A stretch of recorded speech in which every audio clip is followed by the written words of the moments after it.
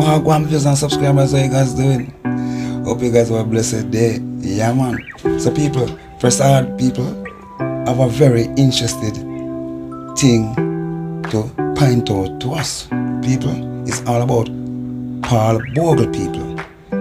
Paul Bogle history, people. Something not right, people. So press hard, people.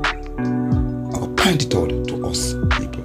You see what I say, people? So please subscribe and like, people. And also, big up press hard, people. Because I don't know. It might open and won't call us eyes, people. So you must say, people, up. Let us do a little experiment. Let's type in Paul Bogle in the great Google and see what comes up. Okay, that looks like our era. And if you look closely here, it says Jamaican Deacon. On this side, you can see it goes into a little bit more detail about him. Okay, good. Now let's type in Thomas L. Jennings.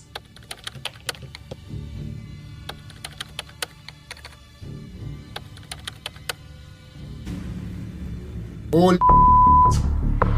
look what we have here. Is this the same brother? The same image of who's supposed to be our national hero? And if you look closer here, it says American inventor. And if we look to the side, it gives more detail about who this person is. Thomas L. Jennings was an African-American inventor, tradesman, entrepreneur, and the list goes on in New York City. So how can this man be in two places at one time, living two separate lives? Something not right.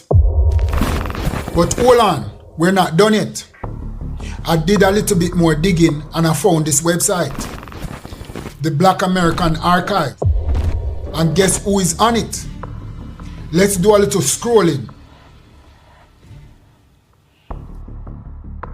Look who is here. It is our hero, Paul. No, it's Thomas L. Jennings. Now I'm even way more confused, people. Who is who? I can't get it. I can't understand it. Who is who? But then again, Edna Manley herself was also confused. And I'm pretty sure most of us know who Edna Manley is. And if you don't know, she was considered one of the most important artists and art educators in Jamaica. When she was commissioned in 1964 to do the statue of our great hero, she was faced with a common problem that has faced countless artists who were required to make a representational image of our historic figure for which no true and acceptable likeness is available. So where do we come to the idea that this man is our hero? Where did we make that decision that we're going to take this man and use him for our hero? Who is responsible for this great mistake? Is it us or is it America?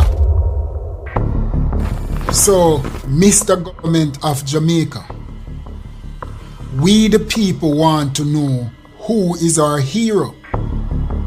And if you can't figure it out and attach a true identity to our hero's face, let us celebrate his name instead of selling us an image of confliction. It is an embarrassment to our country, our hero, and to our people. And for the ones who were in the dark, if you never know, now you know.